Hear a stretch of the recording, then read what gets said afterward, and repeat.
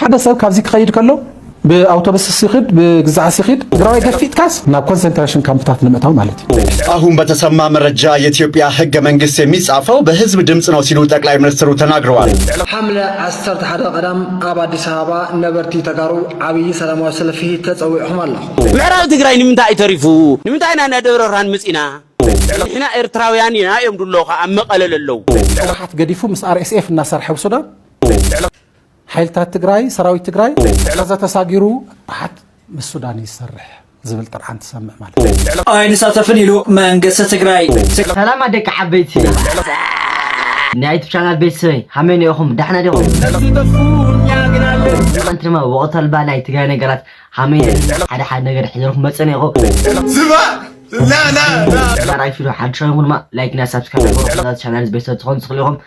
ቪዲዮ እንመለስ ኸዚ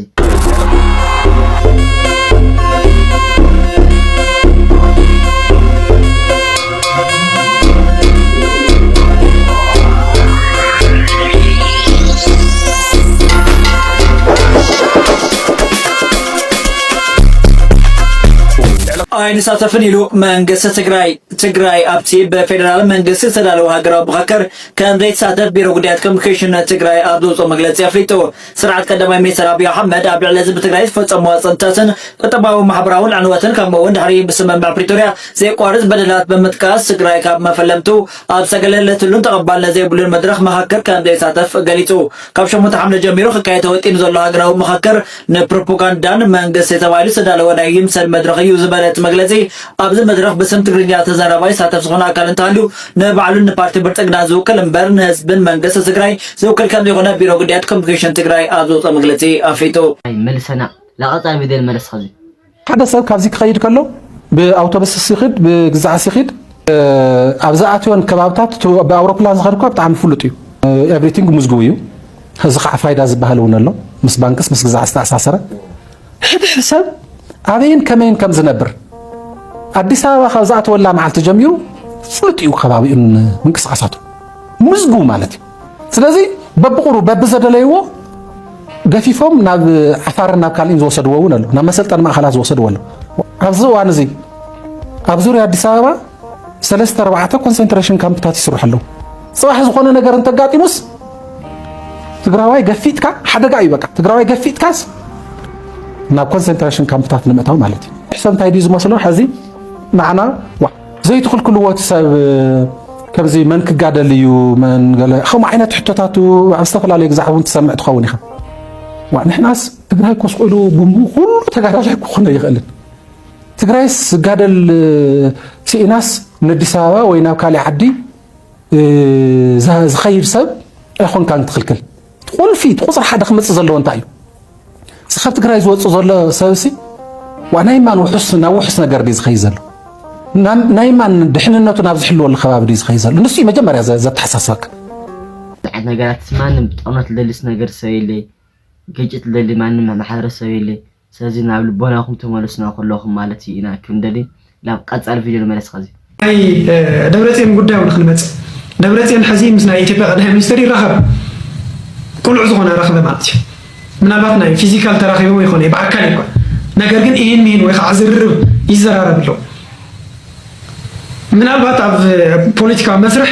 ክልተ ዓድታት ኣብ ዝኾነ ከቢድ ጎነፅ እንዳለዋውን ክራኸቡ ይኽእሉ መራሕቲ ልዝብ እንዲሁ ክራኸቡ ኣሎ ምርኻብ እውን ዝነበረ ቅድሚ እውን እንተኾነ ንበዓል ኣማኒኤል ኣሰፋ ብሰብ ሃፍቲ ብግዛዕ ገይሮም በይዛኻ እንዶ ንዓና ግበረና ንዓይ ግበረና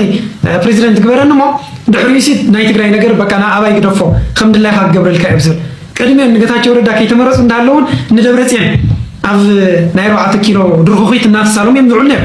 ኣብ ሰሙን 4 ግዜ እንዳኸሩ ስልጣን ይልሙኑ ነይሩ ሕዚ እውን ናይ ደብረጽዮን ረኽቢ እንታይ እዩ ንምንታይ ይራኸቡ ዝብል ሕወሓት እውን ትፈልጦ እያ ዝረኽብ እዚኦም ዝብሉ ዘሎ ሕወሓት እውን ሲፈልጦ እዩ ዓለም ለኸ መደራደርቲ ኣካላት እውን ዝፈልጥዎ እዩ ገለ ዝብል ዝዛረቡ ኣለዉ ክነስማዓኩም ኢና ንበዓል ሃይለ እውን ዝገብርዎ ዘለዉ ዲስኩር ነገር ግን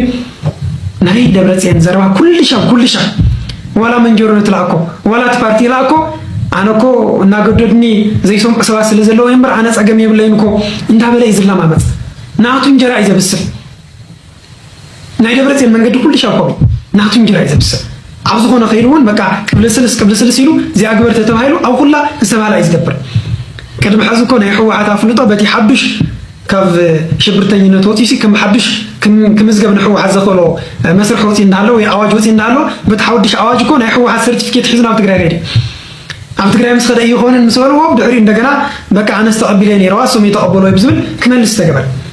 ምክንያቱ ንሱ እሳ ተቐቢሉ ኸይዱ ፕሬዚዳንት ተገይሮሞ ምንም ፀገም ዘለዎ ሰብ ኣይኮን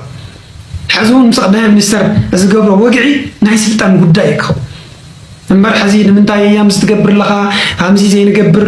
ወመንግስቲ ነተፍሪስና ኢና ከምዚ ጌርና ክነስተኻኽሎ ገለ ይኮነ ንሱ ይኮን ንዓየ ፕሬዚዳንት ተገይርካ ኩሉ ትደልዮ ነገር እውን ክገብረልካ ቅድሚ ሕዚ ዝብሎ ዝነበረ እውን ንሱ እስካዕ ብጌታቸው ረዳ ሓሚመ እዩ ኣየገልግለካን መዋት እዩ 3 ወርሒ ዝተርፎ እስካዕ ምባል ማለት እዩ ብጣዕሚ ዝግንን ነገራት እስካዕ ምዝራብ ዝበፅሕ ዝነበረ ስለዚ ነዚ ብምንታይ የሸፋፍንዎ ኣለዉ በቃ መደራደርቲ ኣካል ተሓዊሶሞ ዓለም ለኻዊ መልክዕ ሒዙ እዩ ናይ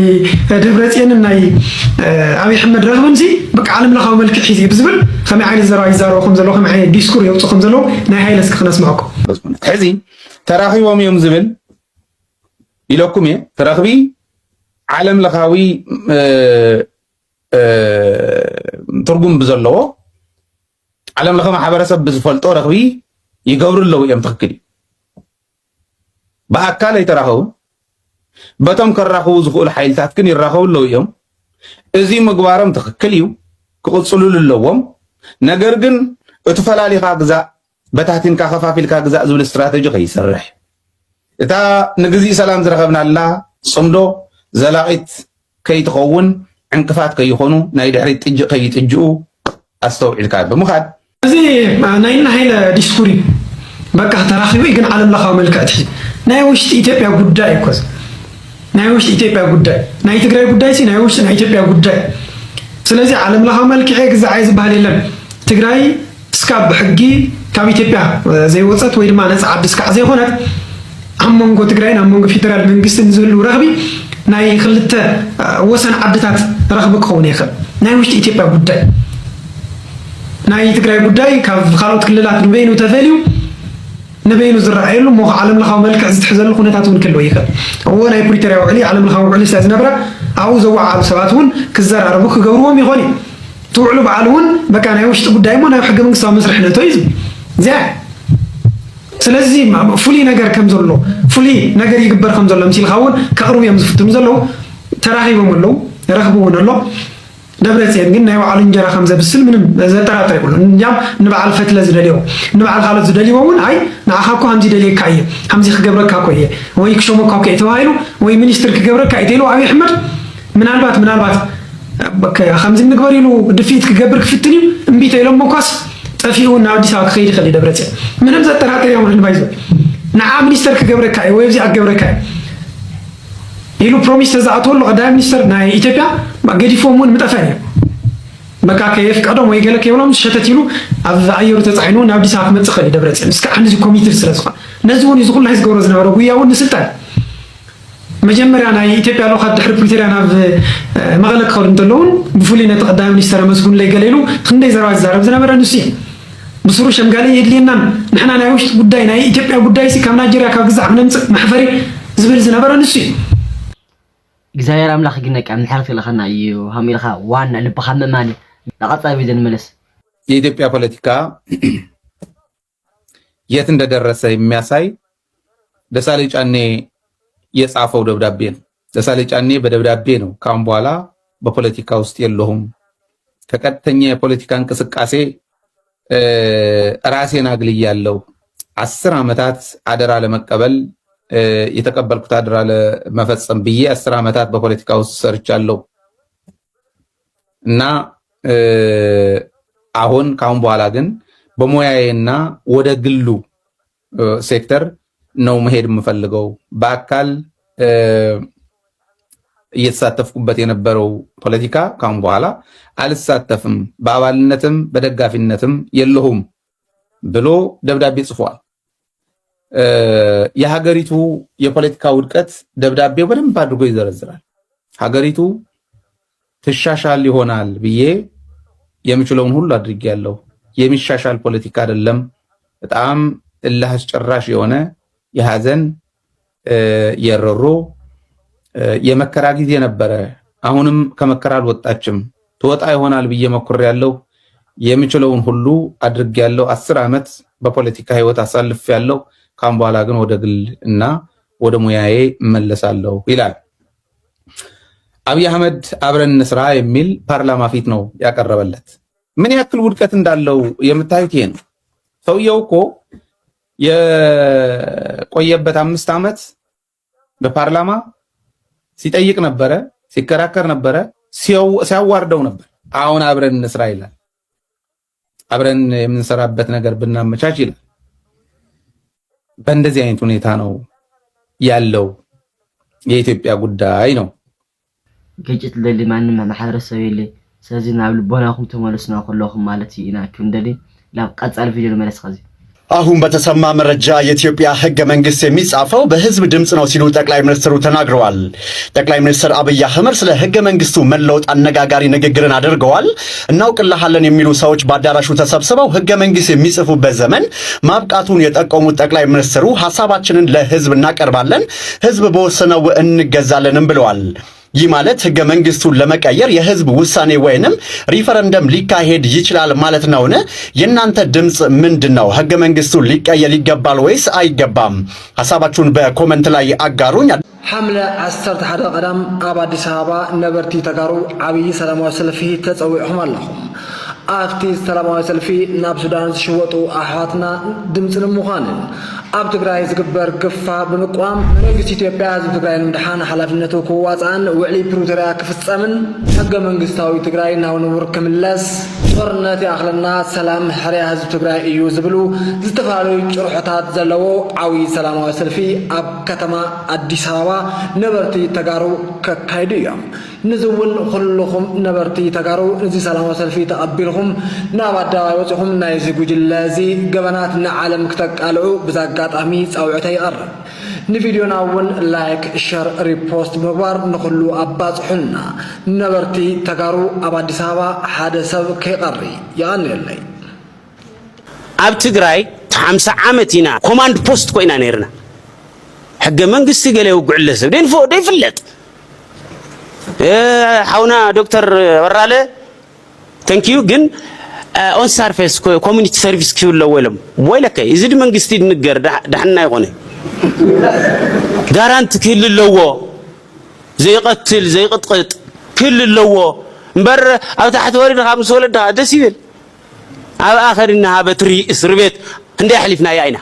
ምክንያቱ 50 ዓመት ኣብ መቐለ ሸፈተ ናይ ዓዲ ሃለሉ ኩለና ነግረካ እዚ ሒዝኻስ ብዛዕባ ሚድያ ብዛዕባ ገለ ክንብል ከለና ምዕራብ ትግራይ ገለ ምዕራብ ትግራይ 2023 መወዳእታ ሱዳን ነይረ ሳማንጁስ ምስ ስልጣን ሱዳን እግነዮ ማለት ምዕራብ ትግራይ ንምንታይ ተሪፉ ንምንታይ ና ደብረ ብርሃን መፂና ታዮም ዝብል ነይሮም እንሕና ኤርትራውያን ኢና እዮም ድሎኻ ኣብ መቐለ ለለው ህወሓት ሓደ ናይ ኢትዮጵያ ሓይሊ ኮይኑ ብዙሕ ዝሰርሐ ዓብይ ውድብ ኮይኑ ከብቅዕ ንህወሓት ገዲፉ ምስ RSF እናሰርሐ ብሱዳን ህዝቢ ትግራይ ካብ ዓዱ ካብ መረበቱ ተፈናቂሉ ኣብ ሱዳን ክሰፍር ገይሩ ከብቅዕ ሓይልታት ትግራይ ሰራዊት ትግራይ መንበረ ሲኢኑ ተከዘ ተሳጊሩ ክንዮ ምዕራብ ትግራይ ዘሎ ቦታታት ክቅመጥ ገይሩ ከብቅዕ ህወሓት ምስ ሱዳን ይሰርሕ ዝብል ጥርዓን ትሰምዕ ማለት እዩ። ኣብዛ ሰዓት እዚኣ ግን እቶም ኩሎም ዝፅውዖም ሓይልታት ኣብ ውሽጢ ኢትዮጵያ ይሃሉ ኣብ ጎረባብቲ ዓድታት ይሃሉ ኩሎም ስርዓት ብልፅግና ዝፅውዖም ሓይልታት ይጣመሩስ ኣይጣመሩስ ባዕሉ ፀላእ ገይሩ ከጥፍኦም ዝንቀሳቀሰሎም ዘሎ እዩ። ነቶም ሓይልታት እውን ኣይኮነን ከጥፍእ ዝንቀሳቀስ ዘሎ ስርዓት ብልፅግና ኣብ ኤርትራስ መንግስቲ ኤርትራ ኣይኮነን ፀላኢ ብልፅግና ፀላኢውስ መንግስቲ ኢትዮጵያ መንግስቲ ኤርትራ ወይ ሻዕብያ ኣይኮነን ልኡላውነት ኤርትራ ህዝቢ ኤርትራ እዩ። ኣብ ሱዳንስ መንግስቲ ሱዳን ኣይኮነን ጆኖሳይድ ኣብ ልዕሊ ህዝቢ ሱዳን ኣብ ዳርፉር ዓለም ሙሉእ ዝመስከረሉ ጆኖሳይድ ንዝፍፅም RSF ዝበሃል ጉጅለ ሒዙ ፀረ ህዝቢ ሱዳን እዩ ተሰሊፉ ዘሎ ስርዓት ብልፅግና ኣብ ውሽጢ